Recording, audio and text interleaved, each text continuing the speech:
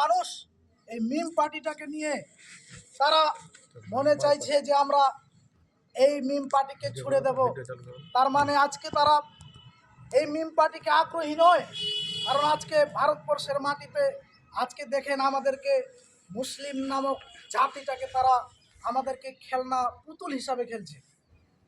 এক পার্টি মনে করছে আমরা টেনে নেব, আমাদের কাছে তারা থাকবে, আরেক পার্টি মনে করছে আমরা টেনে নেব, আমাদের কাছে থাকবে। আমরা কিছু লোভের স্বার্থের কারণে আমরা মুসলিমরা তাদের দিকে হয়ে যাচ্ছি। তার মানে আমাদের কাছে কোনো পার্টি নাই, আমাদের কাছে কোনো প্রতীক নাই। তাহলে আজকে আমাদের উচিত আছে যে আমাদের একটা প্রতীক দিয়ে আজকে এই পশ্চিমবাংলার মাটিতে সারা ভারতবর্ষে এই আসাদুদ্দিন ওয়াইসির মতো একজন মানুষকে, সৎ সরল মানুষটাকে আমাদেরকে আনতে হবে। তা আমরা সেই মানুষগুলোকে আমরা চিনতে পারি না, আমরা কিছু লোকের দালালি হয়ে যাচ্ছি, আমরা আর কিছু করছি, আমাদের কোনো রকম চিন্তা ভাবনা আসে না যে আমরা কখন এইগুলো কাজ আমরা মুসলিমরা বুঝতে পারবো। আজকে ওয়াকাফের সম্পত্তিটাকে নিয়ে আজকে দেখেন, আজকে এই ওয়াকাফটাকে যিনি আজকে পশ্চিমবাংলার মাটিতে যে তারা কি করছে, তারা বলতে চাইছে যে মমতা ব্যানার্জি যিনি বলছে আমরা ওয়াকাফটাকে নিয়ে এই পশ্চিমবাংলায় কথা বলা যাবে না, যদি বলতে হয় দিল্লি চলে যাও। তবে আমরা সেটা নিয়ে চুপ থাকলাম, আমরা সেটাও নিয়ে প্রতিবাদ করলাম না। সে বলল যা তোমরা, আমি আছি তোমাদের পাশে, আমি কোনো রকমই কাজ হতে দেব না, আমার জীবন থাকা পর্যন্ত তাদের ওয়াকাফের সম্পত্তি তারা হস্তক্ষেপ করতে পারবে না। আজকে দেখেন ওয়াকাফের সম্পত্তিকে তারা হস্তক্ষেপ করে নিল। আজকে পশ্চিমবঙ্গ সরকার নামটা উঠছে, আপনার খতিয়ান যদি দেখতে চান তাহলে আমাদের প্রপার্টিটা চলে গেল।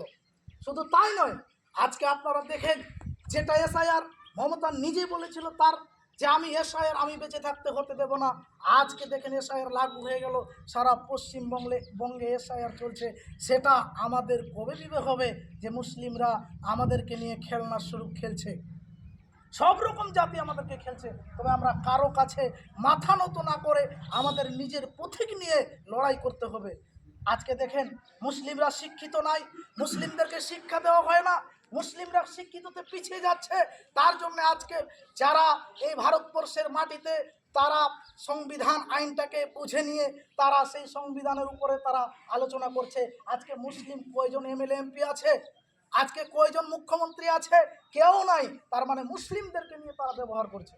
শুধু তাই নয়, আপনারা দেখেন মুসলমানদেরকে কোনো শিক্ষা, কোনো আর কিছুতে আমাদের চাকরি কম, আজকে আমাদের শিক্ষা দেওয়া হয় না, কিছু টাকা দিয়ে আমাদেরকে লেলিয়ে দেওয়া হচ্ছে, আমরা সেটা থেকে চুপ থাকছি। আজকে আপনাদেরকে একটা ছোট্ট গল্প বলি, একটা সিনেমার গল্প। সেই গল্পটা হলো যে ছোট বউ আর বড় বউ সিনেমা হয়েছিল। যে সিনেমাতে যে অভিনয়ভাবে যিনি গুন্ডা হয়েছিলেন, যে খলনায়ক হয়েছিল, সে একটা অভিনয় করেছিল ছোট্ট, সেই অভিনয়টা আমার স্মরণে এসে গেল। সেটা কি, সে যখন যাচ্ছিল ছোট বউ, সে একটা সেজেছিল কি, সে একটা শিব সেজেছিল, আর সেজে তিনি মনে করলো যে আমি ওই লোক যার খলনায়ক ছিল, যে গুন্ডা ছিল, এ কিন্তু তাদেরকে ভালো বান্ধব মাছ মাংস কিছুই খাওয়াতো না। সে খাওয়ারের জন্য কি করলো, যে তারা এক জায়গায় আসন নিল একটা গাছের তলে, আর এই তখন ডাকলো যে আমি তোমার সমস্ত কাজ করে দিব। সে তার অন্ধভক্ত হয়ে স্টেজকে নিয়ে যেতে যেতে মধ্য রাস্তায় তেল পুড়িয়ে গেল। তখন বলছে যার সঙ্গে যে লোকটা ছিল, কর্মচারীটা ছিল, ওই জেসকির যে ড্রাইভার ছিল, বলছে তেল কত টাকা লিটার? বলছে 2 টাকা লিটার। আর একটা চাষা কত টাকা দিয়ে পাওয়া যায়? বলে 50 পয়সা দিয়ে পাওয়া যায়। বলো যাও ওই বাজার এই মাঠ থেকে 2টা চাষা ধরে নিয়ে আসো। 2জন চাষাকে ধরে নিয়ে আসলেন, আর গাড়িটা ঠেলে ঠেলে ওই জঙ্গলের কাছে নিয়ে যেখানে সেই শিব বসে আছে তার কাছে গেলেন। তাহলে আজকে ভারতবর্ষের মাটিতে আমাদেরকে চাষা বানিয়ে রেখেছে। 2 টাকা দিয়ে 4 টাকা দিয়ে আমরা ভারতবর্ষের মাটিতে আমরা বিক্রি হয়ে গেছি। তবে আমাদেরকে শিক্ষা দরকার আছে। আজকে কেরালা দেখুন, আজকে কর্ণাটকে দেখেন, তেলেঙ্গানাতে দেখেন, তামিলনাড়ুতে দেখেন, অন্ধ্রপ্রদেশে দেখুন, যে তারা শিক্ষা নিয়ে মেতে আছে। তাই তাদের ছেলে ইঞ্জিনিয়ার, ব্যারিস্টার, ডক্টর, তারা বড় বড় জায়গায় বসে আছে। আজকে দুবাই, কাতার, সৌদি আরব, তারা শিক্ষার উপরে বসে আছে। সেই জন্য সারা পৃথিবীকে তাদের আজকে আমেরিকা বসে আছে শিক্ষার কারণে।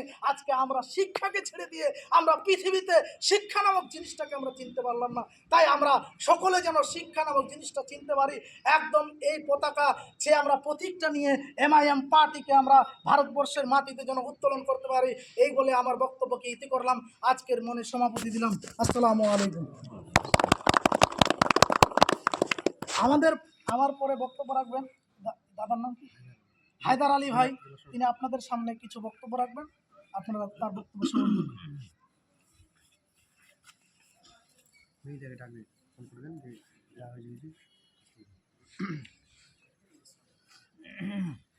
নাহমাদুহু নুসাল্লি আলা রাসূলিহিল কারীম, আম্মা বাদ। সমস্ত প্রশংসা সেই মহান সৃষ্টিকর্তার জন্যে। মহান সৃষ্টিকর্তাকে সকলে মিলে লাখ লাখ শুকরিয়া জানাই।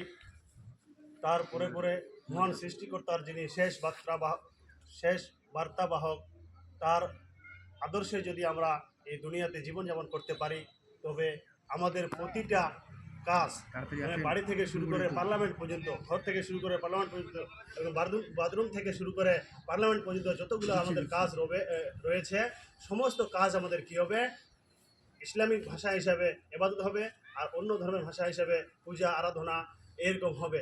তাহলে আমাদেরকে এটাই ভাবতে হবে যে আমরা যেন এই ভারতবর্ষে যে আমরা রয়েছি, আমাদের যে জীবনে চলতে গিয়ে যত আমাদের কাজকর্ম জীবনের মধ্যে রয়েছে, এটা আমাদের মহান সৃষ্টিকর্তার আদেশ হুকুমে এবং তার যে শ্রেষ্ঠ বার্তাবাহক রয়েছেন তার আদর্শে যদি আমরা ফলো করে চলতে পারি, তাহলে প্রতিটা কাজ আমাদের ইবাদত বলে গণ্য হবে, পূজা বলে গণ্য হবে। তাই আমি বলতে চাই যে পুরো ভারতবর্ষের আমরা যত মানব জাতি রয়েছে, ইনসান রয়েছি, আমরা সকলেই কিন্তু কোনো না কোনো ধর্মের মধ্যে লিপ্ত রয়েছি। ধর্মে থাকা সত্ত্বেও আমরা কি করি? অন্যায়কে অন্যায় বুঝতে পারছি না, ন্যায়কে ন্যায় বুঝতে পারছি না। অন্যায়ের সঙ্গে সাপোর্ট করতে করতে করতে করতে আজ আমাদের 74 বছর থেকে 74-80 বছর প্রায় হয়ে গেল। তাই বলতে চাই, অতদিন ধরে আমাদের পিছনে যে 70-75 বছর চলে গেল, এটা আমাদের বিকল্প ছিল না।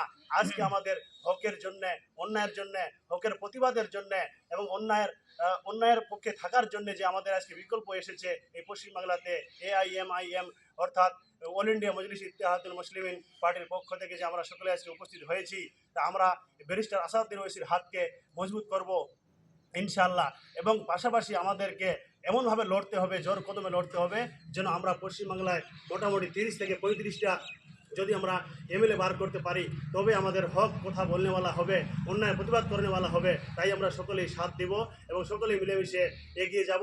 প্রতিটা ধর্ম বর্ণের লোক আমরা এক প্ল্যাটফর্মে এসে আমরা কি করে এই বিজেপিকে এবং অর্থাৎ তৃণমূল পার্টিকে আমরা হটিয়ে যেন আমাদের পার্টিকে এগিয়ে নিয়ে যেতে পারি, এটার সঙ্গে আমাদের একজোট হয়ে কাজ করতে হবে। যদি আমরা এখনও যদি ঘুমিয়ে থাকি, তাহলে আমাদের সামনে আরও কিন্তু অন্যায় কিন্তু আরও আসতেছে। এই অন্যায় থেকে বাঁচতে হলে আমাদের মিমের হাতকে মজবুত করতে হবে।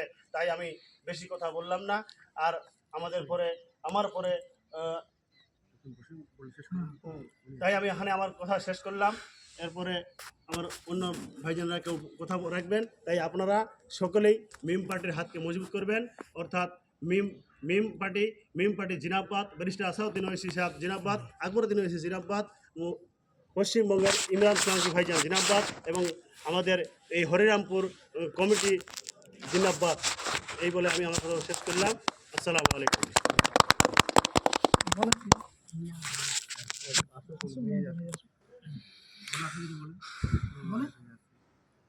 কিছু বলি, একটু একটু করে মুখ খুলতে হবে, কিছু করার নেই, সব নতুন প্লেয়ার, নতুন প্লেয়ার।